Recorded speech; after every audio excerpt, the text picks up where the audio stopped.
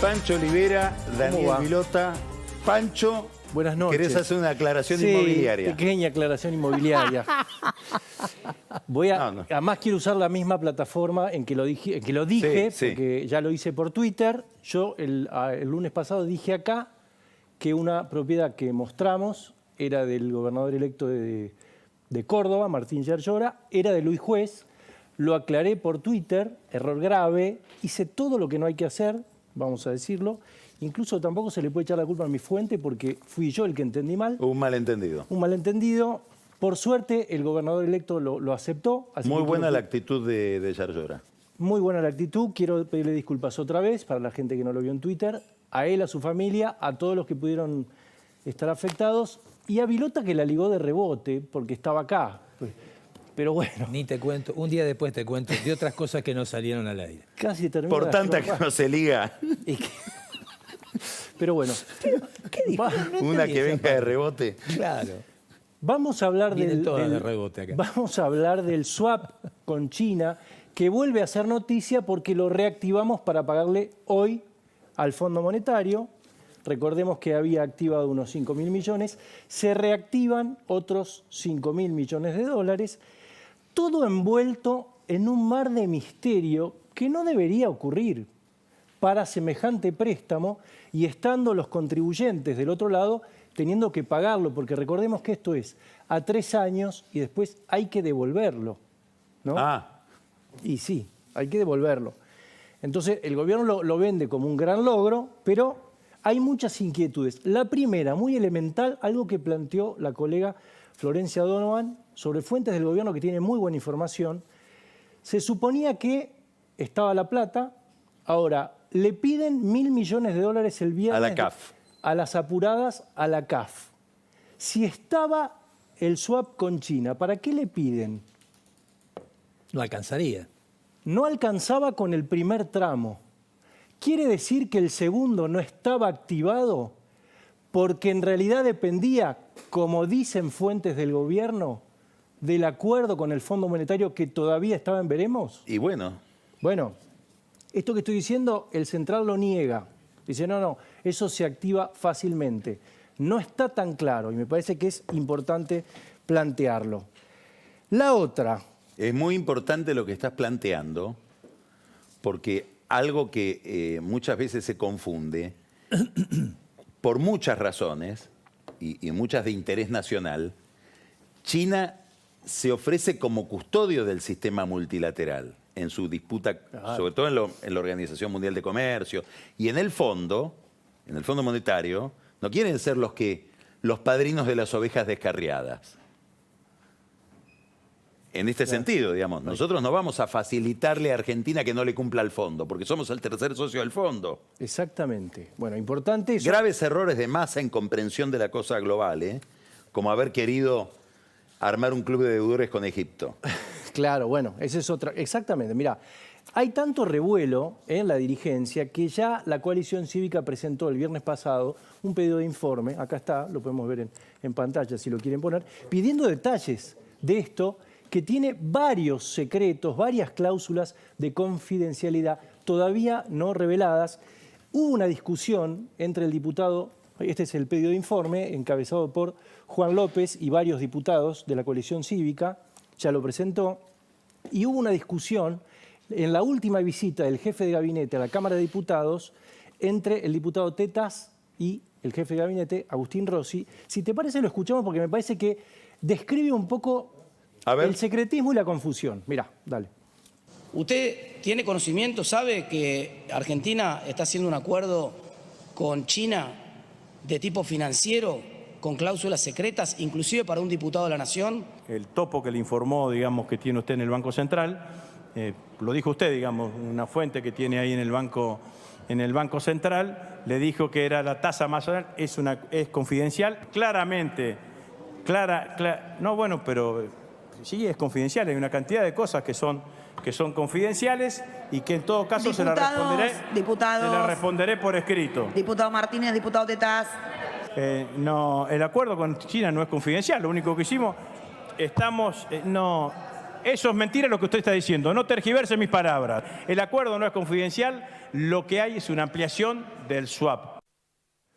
Primero dice que es confidencial, después dice que no es confidencial. La No- tasa es confidencial porque China pone la condición en todo el mundo.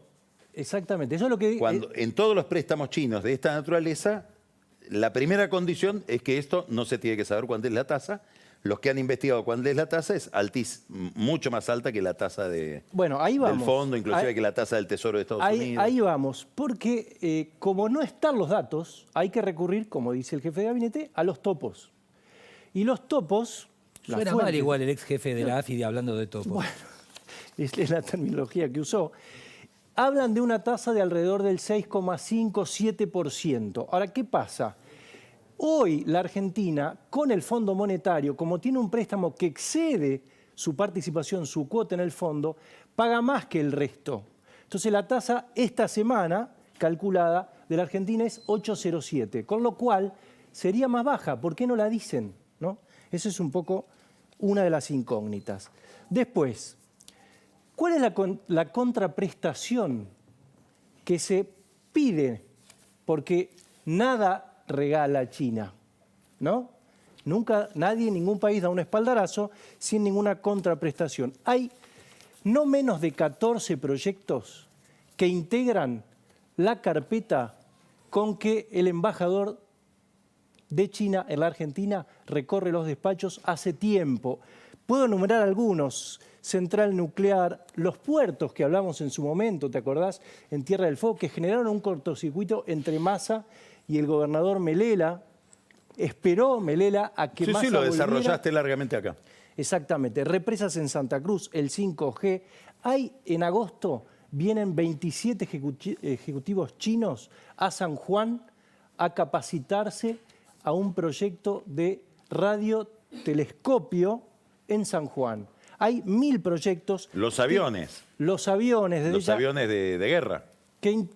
los aviones de guerra. Esto motivó el viernes pasado la reacción de Biden, que pidió autorización al Congreso de los Estados Unidos para poder venderle a la Argentina 24 F-16 de guerra.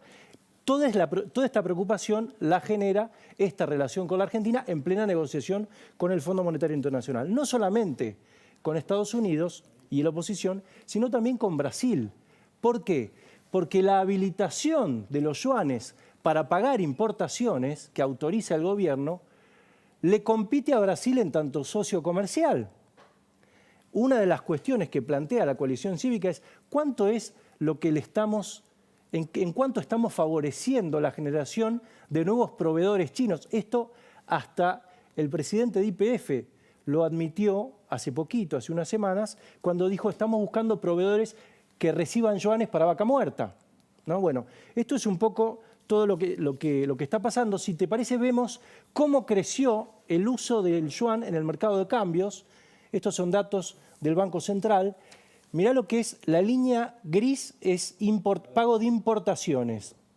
La azul es el volumen operado en yuanes. Creció semestre contra semestre más de 2000%. Era de O sea, 50. estamos ante un cambio importante. Absolutamente. Tombolini, secretario de Comercio, en abril, dijo que entre abril y mayo el 20% de lo que se autorizó en CIRAS, es decir, permisos para importar, fueron en yuanes. Y les piden a las empresas, no hay dólares, vayan al yuan. Que es decir, le vayan a proveedores chinos. Exactamente. Con todo lo sensible que esto implica para el alineamiento internacional. Mira, una última cosa. Hay una nota muy interesante que hizo el colega Sergio Cerricchio, una advertencia de la Oficina Nacional de Informaciones Económicas, un centro de investigaciones norteamericano privado, que dice que China en los últimos 20 años repartió en el mundo, solamente en swaps, 170.000 millones de dólares, todos ellos, cito textual, opacos, de altas tasas de interés y atados a países que se hayan sumado a la franja y la ruta de la seda. Todo esto el gobierno lo niega desde ya, ¿no? Muy bien, Pancho, gracias. Por favor. Nos vamos a Tigre. Antes una pequeña aclaración, Carlos, porque la semana pasada cuando vos no estabas cité a la firma Madeco, Materiales de Construcción y Fabricante de Madera. Son dos distintas con el mismo nombre. Madeco, que vende materiales de la construcción, sí tiene que ver con los 28 millones de pesos que aparecieron en un auto. La que fabrica madera, si se llama igual, tiene otros dueños y no tiene nada que ver. Simplemente esa aclaración. Vamos a Tigre. ¿Manejo yo? Manejás vos. Dale. Bueno, ¿qué está pasando en Tigre? Hay una cosa muy curiosa, debería ser la noticia de esta campaña, porque un fallo de la justicia electoral inhabilita a Julio Zamora para que tenga a Sergio Massa en la boleta con la que va a competir en las PASO contra la de Malena Galmarini, a ver quién de los dos termina siendo el candidato de Unión por la Patria a intendente en Tigre. Es decir, que este fallo es curioso porque en apariencias le da a Galmarini muchas más posibilidades de ser candidato a intendente que a su esposo de ser candidato a presidente. Es una cosa bastante inédita, no sé si hay un caso igual en la historia electoral de la Argentina, porque en realidad lo que hace esto es evitar que Massa sume votos para ser presidente. Es decir, está descartando los que puede obtener Por la vía de Zamora. por la vía de Zamora, que Bueno, se tiene amor mucha fe. conyugal. Y se debe tener mucha fe en que gane igual, ¿sí? Porque acá hay otro dato que también es importante. Con esta medida, este fallo judicial, Massa parece perder argumento para decirle al resto de los dirigentes del oficialismo no corten boleta. Sí, como se supone, su intención de voto, aunque los sondeos sean hoy bastante frágiles, sigue siendo más bajo, por ejemplo, que el de Axel Kicillof. Entonces, probablemente muchos intendentes estén tentados de lo mismo que él le obliga a hacer a Zamora. Es decir, no lo voten a Massa. Dato curioso, esto ocurrió, vamos a hacer foco en donde comienzan, no en la historia de la pelea entre Zamora O sea, y Massa. vos lo que decís es, un intendente de la provincia de Buenos Aires, o de donde sea, Sí, claro. O un gobernador. ve que le conviene juntar su boleta con la de Bullrich, o con la de Larreta, o con la de Milei, o con la de Grabois. Claro. O con la de Grabois ya lo Ya la tiene. están repartiendo. Entonces puede decir yo, entrego mi boleta con la lista de Larreta, con la lista de Bullrich. Viene Massa y se queja. No, si vos Le con dice, un- y si vos lo obligaste a Zamora a ir con otro, este es ¿por qué me lo impedís a mí? Esto es Da la exactamente... impresión de que no te interesan los votos de los intendentes. Mejor, ahora vas a ver. Bueno, ¿cuándo arranca esta pelea? Cuando Galmarini, mediados de junio, acusa a Zamora de cometer un delito por inscribir su candidatura a intendente por 3 fuerzas en la justicia electoral, Unión por la Patria y 2 partidos vecinales. No hay delito, es una práctica usual con un candidato que no siente que tenga asegurada su candidatura inscripta. Pero no es un delito porque te intima la justicia electoral y te dice, bueno, tenés que elegir. Cosa que Zamora hizo cuando, según me cuentan, Cristina Fernández de Kirchner le garantizó que iba a poder competir en la PASO.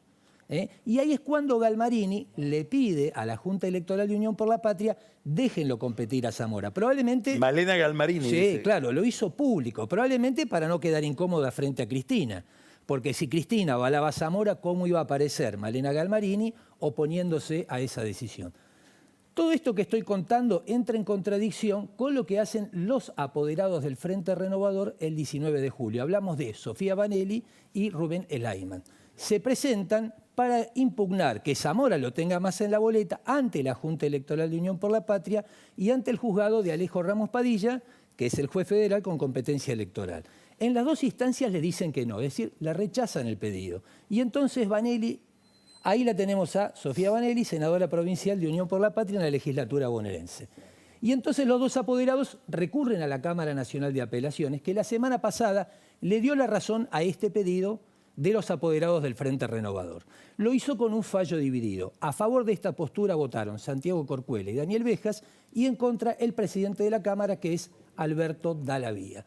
¿Cuáles son los argumentos que quedan validados en el fallo de Vanelli y de Elaiman? Sobre todo uno, que es muy importante, porque ellos dicen, no puede Zamora llevarlo a Massa después de los graves injurios que pronunció en su contra. De esos supuestos injurios también nos ocupamos en Odisea, cuando contamos que Zamora se sintió amenazado por esos llamados telefónicos que exfuncionarios de Massa cuando era intendente le hacían a parte de su equipo y que derivaron en la renuncia de 3 de ellos. ¿Te acordás? Ahora vamos a ir a este breve detalle que es muy importante para este asunto. Ese hecho, esa denuncia judicial que iba a derivar en los operativos contra esta función, se demostró que era falso.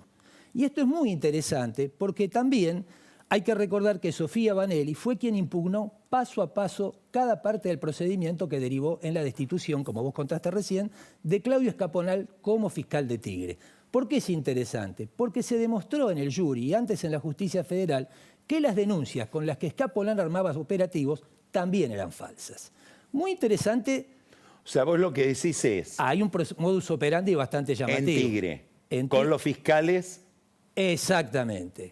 Hay un parecido entre una supuesta falsa denuncia y las supuestas falsas denuncias a las que apelaba Ahora, Escaponal. esta falsa denuncia por la cual renunciaban Funcionarios de Zamora. De Zamora que le decían, mirá que te vamos a denunciar, y el tipo antes de que lo denuncie, tampoco existían esas denuncias, no Claro, hubo denuncias. No hubo denuncias. Escapolán sí hacía denuncias falsas, ¿o no? Sí, y acá también es falso el argumento que había denuncias. Correcto. Digo que hay un parecido llamativo.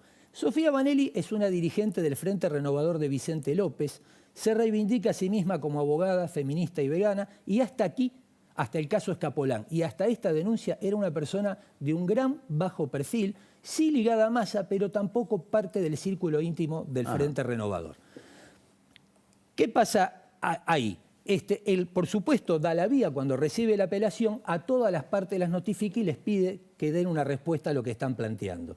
Una de las cosas que se plantean es por qué esa denuncia es presentada después del 3 de julio, que es cuando la Junta Electoral de Unión por la Patria aprueba todas las boletas. Vanelli y el Aisman argumenta que lo hicieron después porque hasta ahí no habían existido esos supuestos agravios. Eso es falso. Los agravios, o lo que dijo Zamora y es tomado como agravio, ocurrió a fines de junio. Y la aprobación de las listas el 3 de julio. Un último argumento muy interesante del que se sujetan los dos apoderados del Frente Renovador es la respuesta que da Juan Manuel Olmos a la Cámara Nacional Electoral. Recordamos, vicejefe de gabinete y el único apoderado de Unión por la Patria que puede obrar en nombre de Sergio Massa. Te leo simplemente un parrafito. No deja de ser necesario aclarar que el hecho de compartir el cuerpo electoral debe tener una mínima comunión política entre todos los integrantes de las diferentes categorías, máxime cuando se trata del candidato que encabeza la boleta, hecho que no se verifica por el candidato denunciado por sus públicas declaraciones. Es decir, que Olmos le da un gran argumento a la gente de Massa para que lo impugne a Zamora. Hay una reacción, por supuesto, del resto de Unión por la Patria, que le ha presentado otra vez un pedido a Ramos Padilla para que se habilite la boleta de Zamora a competir sin candidato a presidente y vice, y sí como Axel Kicillof como máximo candidato. Hay un detalle importante, y terminamos con esto, que es que la gente de Cristina y la gente de Máximo Kirchner le dan la razón a Zamora y le dicen seguí insistiendo. Tanto es O así. sea que pareciera que sobre la situación en Tigre no hay una armonía entre... No está tan interesada Cristina en que gane Malena Galmarini y Tigre. Y parece que Massa tampoco está interesado en ganar él. Lo último, Máximo no estuvo en el acto de Merlo que encabezó Massa cuando estaba anunciado. Gracias, Pancho. Gracias, Daniel. Vamos a un corte y viene ya con el espejo de la historia en la mano Camila Perochena y nos va a poner a reflexionar sobre qué pasa y qué significa esto de mover estatuas, el caso de Roca, en qué se cruza la historia con la política. Ya volvemos.